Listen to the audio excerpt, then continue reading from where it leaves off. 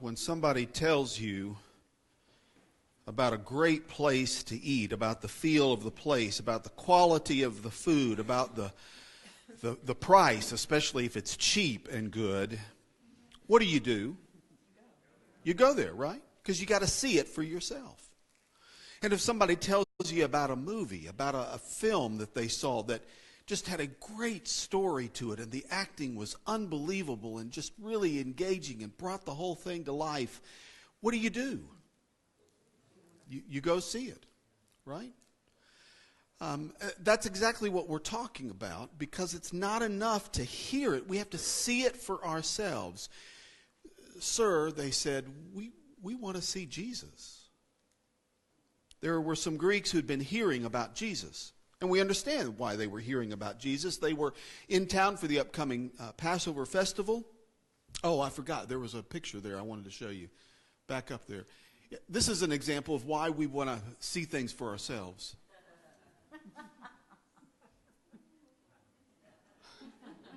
Right? I just want to see, I know money can't make you happy, but just let me see it for myself. Just trying to wake you up, folks. We've got kids who are out today because it was prom last night. We have parents who are out today because it was prom last night. Everybody's just kind of a sleepy group. Okay, so at any rate. So among those who were up to the festival, the Passover festival, there were some Greeks, some people who came from non-Jewish territory. We don't know what their background was, other than the fact that they were in town for this religious festival, and the town was abuzz with information about Jesus. Maybe they had already been in town because just prior to this scene, Jesus is coming into town for what we call Palm Sunday. And they may have been part of the bystanders who suddenly saw this crowd beginning to form along the roadway and thought, wonder what's going on. And they could see the enthusiasm. They saw the palm branches being laid down and people shouting and being excited about this person who was coming to town. They heard his name, Jesus, Jesus, Jesus. But they really didn't get a good glimpse of him.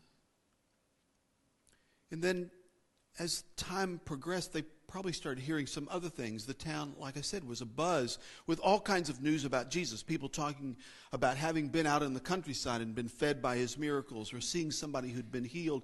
And some people just at the nearby town had talked about this man who'd been dead for 4 days, and Jesus had come to that little village and raised him up to life. Now that's the kind of guy I want to go see. And they did too. We wish to see Jesus. And everywhere they went, they kept hearing more and more about this man named Jesus. So naturally, they asked to see him. We want to see him, they say to Philip. Philip is one of Jesus' disciples. He's got the only name among the disciples that sounds a little bit like Greek. He's from the little town of Bethsaida, which is a mixed village of Jews and Gentiles. So they find somebody who's kind of like themselves, and they ask for his help. But see, there's more to this question of we want to see Jesus. We want to. It's not just we want to meet him. We don't just stand by the side of the road and see him as he comes in the parade and just wave at him.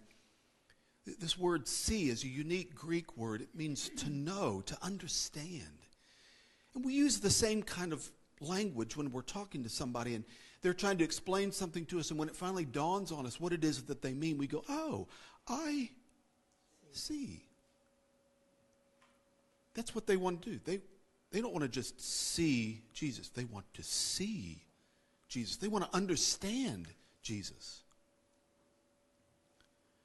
If someone asked you where they could see Jesus, if somebody asked you, how can I really get to know Jesus? Where would you direct them? Where would you tell them to look? If you were that seeker, when you want to see Jesus, when you're the one who's trying to understand where he is in your own life or in the lives of the people that you care about or in the world in which we live, you want to understand him better, where do you go to see him? How do you find a way to understand who he is? That is the part of the story that I've been looking at all week long, been staring at, trying to understand what it might mean. Because with the kind of week we've had, with the kind of weeks our world has had of late, I'd love to see Jesus, wouldn't you? I'd love to see Jesus and have him make some sense out of the heartache of the tragedies of late, out of the crazy political news, out of the March Madness that left my bracket busted, out of all the stuff that left my heart heavy. I wish to see Jesus. I want to see Jesus. I need to see Jesus. How about you? And that's really a good place to start. Because desperation causes us to focus. Our need makes us look closer and harder. That's a good thing. I had a friend in college. His name was Bill. Bill was a professional gospel singer. He'd toured with a number of groups. Used to be a group called Truth. They just really presented marvelous music, an ensemble of singers and a live rock band. And they were the first group really back in the 70s to kind of bridge that gap between traditional church music and contemporary message. By the time I was in college, Bill had already done a stint with Truth, but he had also sung with some other groups, and he talked about early in his days when he had just kind of a makeshift little group that he was touring with. They would go to different churches and play, and they played in this one church. It was a little charismatic, and they didn't know what kind of charismatic until about halfway through one of the songs, this guy started walking down the aisle with a box full of snakes. He told me that, and I said, really? Really? Who does that? But there are people who do that. And he said the whole band was up there kind of doing this number, looking around, and one of them turned around and said, "Where is the back door?" And Bill said, "They don't have one."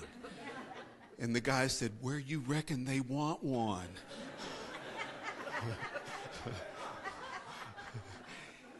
He was focused. Focus is a good thing. It brings growth. You ask any athlete, and they will tell you that the success of their athletic endeavors are due to their focus. I watched the coach for the University of Maryland, Baltimore County. How many of you even knew that college existed before Friday night?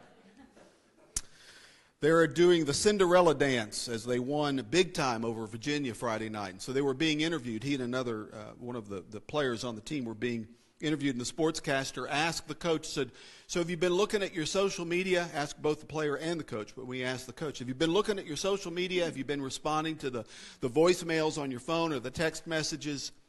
And the coach said that he really had not, and that he was encouraging all of his players not to pick up their phones, not to buy into everything that was going on, because he said these words to the sportscaster, "Because it is a distraction."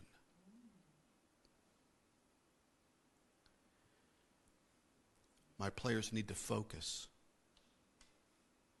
There's more ball to play. Because whatever we focus on, that will be the thing that will grow. Vicki and I were walking in the park yesterday, and there was this beautiful blue heron standing at the edge of the pond. We see this heron often, different places on the pond, but this time he was not too far from the path that we were on, right there in the center of the park. She wanted a picture, so I took her phone and I crept up as close as I possibly could without scaring the thing away.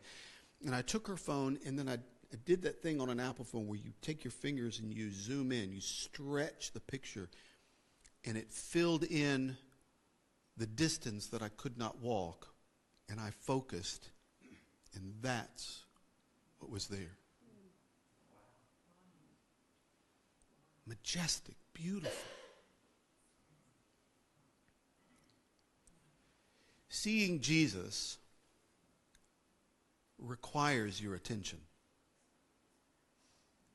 You really can't see him and take him in and understand what he's all about if you just glance at him every now and again. You really got to look. You got to look harder, you got to look longer than usual, because seeing Jesus in our world can be very difficult at times.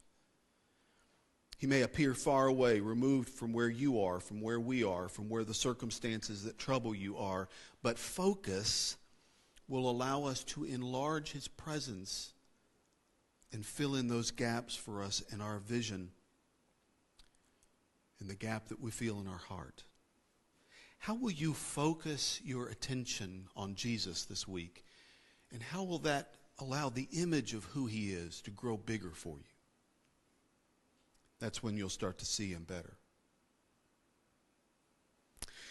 The Greeks request Philip to start a series. When they ask Philip to see Jesus, it starts a series of questions. Philip turns around and asks Andrew. Andrew turns around and asks Jesus. What questions do you ask your friends? If you could ask Jesus a question, what would you ask Him?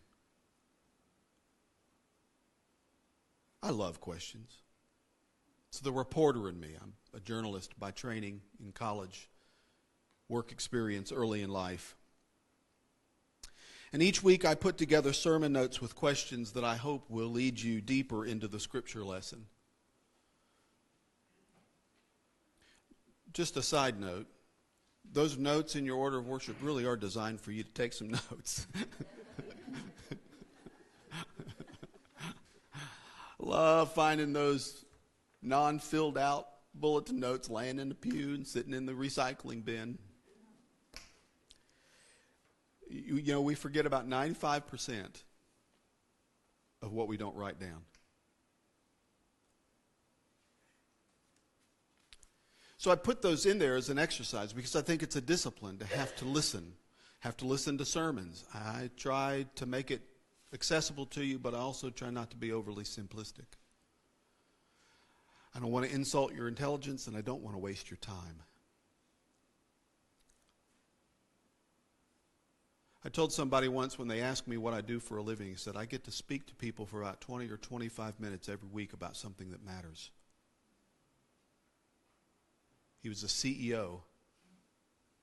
He said, really? What I wouldn't give for 20 or 25 minutes every week to talk to my employees about what matters.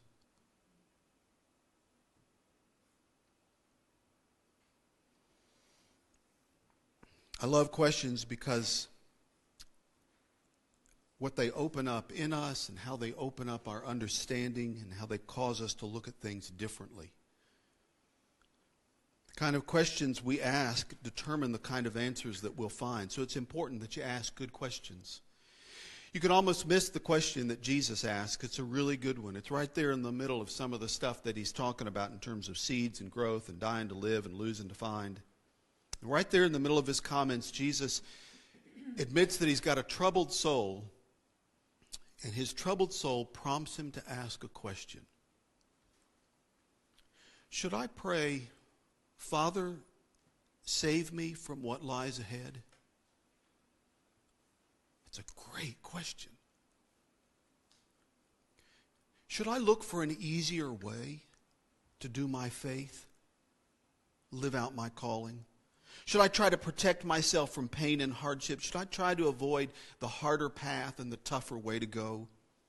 Those are great questions because they force us to ask what is really important to us, and they lead to this deeper understanding of our purpose. A few weeks ago, Vicki and I watched the film The Post. The film places the audience at the height of the Vietnam War during a time when a Marine turned researcher by the name of Daniel Ellsberg had been sent by then Secretary of Defense Robert McNamara to do an assessment of the U.S. progress in Vietnam. Ellsberg came back from that fact-finding trip with the conclusion that we had already lost the war in 1966. He wrote up an exhaustive summary of his findings, and in his private report, McNamara privately agreed, but continued to tell the President and the American public that we were winning the war. As the war dragged on and the casualty numbers increased, Ellsberg became so discouraged and disillusioned that he found a way to release the 4,000 pages that we've come to know as the Pentagon Papers. 4,000 pages of information and assessment that detailed the 23-year-old at that time war in Vietnam. He released them secretly to the New York Times. And the Nixon administration immediately went into overdrive to kill the stories, and the Times ceased printing them. And then lo and behold, Ben Bradley, who was played by Tom Hanks and was the editor of the Post, came into possession of those Pentagon Papers from one of his reporters. And they were faced with the difficult decision: if there's already an injunction against the Times about publishing these papers, will we defy the injunction and publish? So he went to his boss. His boss was Katharine Graham, played by Meryl Streep. In one sense, she was out of her league, because she had inherited the paper and the helm of it because of the sudden death of her husband. And she was right in the middle of brokering a power deal to preserve the financial stability of the paper, take it public, sell the offerings. Had a group of people ready to line up and do that, and publishing the Pentagon Papers would more than likely kill that story, kill that effort. And to boot, she had a long-term friendship with Robert McNamara, who served on the board of directors for the overarching Post company. There's a key moment when Graham meets with McNamara privately, and she does so not as the publisher of the newspaper, but she does so as a mother who had sent her own son to Vietnam. When she confronts him about his understanding of the Pentagon Papers, he admits that it was a correct assessment. And she asks the question, then how could you in good conscience send my son and other sons and daughters to fight in a losing cause? Defying her attorneys and her board of directors, she gives Bradley permission to run the Pentagon Papers. It was a great moment for freedom of the press. It's a great moment for truth. But it was a really great moment for Katharine Graham. Because good questions lead us to better answers, so that when our own hour comes, we will know more clearly who we are and therefore what we're supposed to do. What kinds of questions does your faith cause you to ask about some of the hard issues in our world? What kind of answers are you discovering? It's a sure bet that you're going to see Jesus either more clearly the deeper the questions that you ask, or less clearly the more self-serving your questions become. The irony of losing ourselves is that we find ourselves. It is in the dying that we really discover what it means to live. I'm not really a gardener.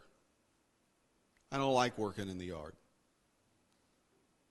My mom did. When we went to move her belongings 3 years ago this spring, one of the last things that we did was we dug up some of her flowers. Woody, you were with us. We took two things from my mom's yard: a bunch of rocks, about 2,000 pounds worth of rocks we put in the back of a U-Haul truck, and a bunch of flowers. We dug up all kinds of things that Mom had given us a sketch of her yard and things that were planted there, and it was early spring, and we didn't know whether we were digging up weeds or real things, but we dug up a bunch of stuff, and they sat in some bags of dirt at the edge of our porch for a few weeks. And by the time we got around to planting them, it really just seemed like we were digging their grave.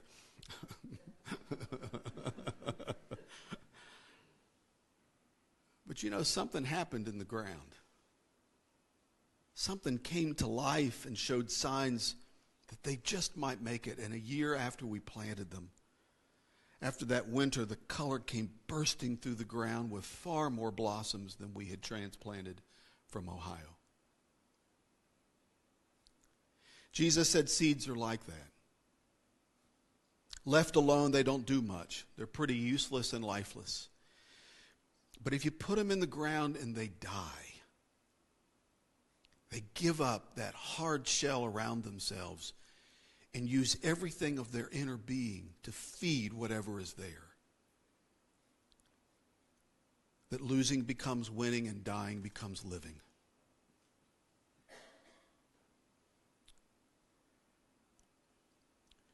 There was a world chess championship many years ago now, but the move has lived on in history.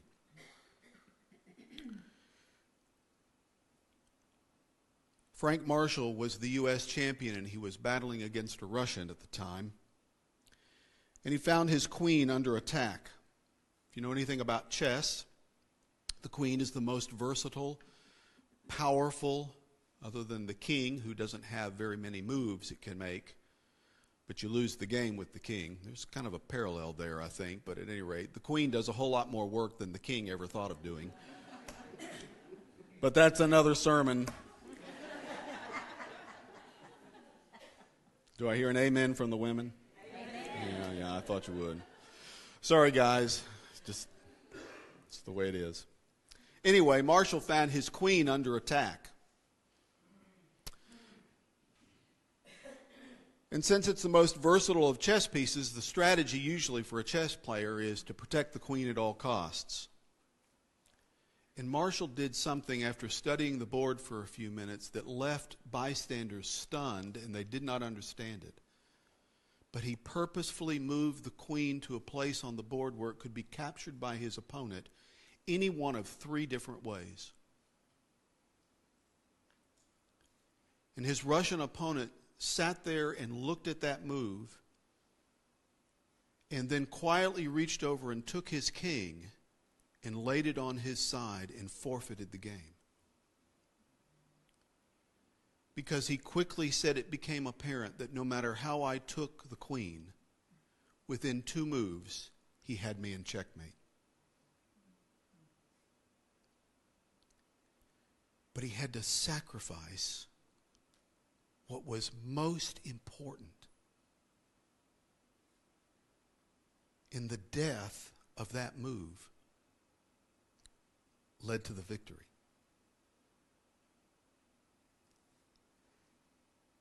I don't think the thing that we should be fearing is death. But I think living a life that finds nothing worth dying for.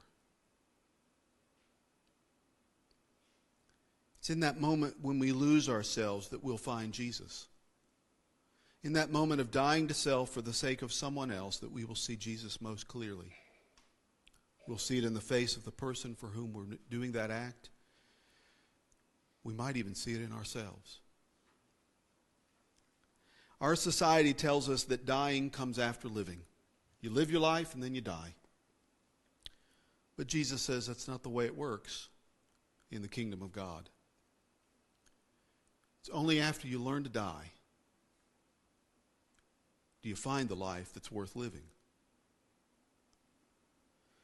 And unless we die, we won't find life. And unless we die, we won't see Jesus.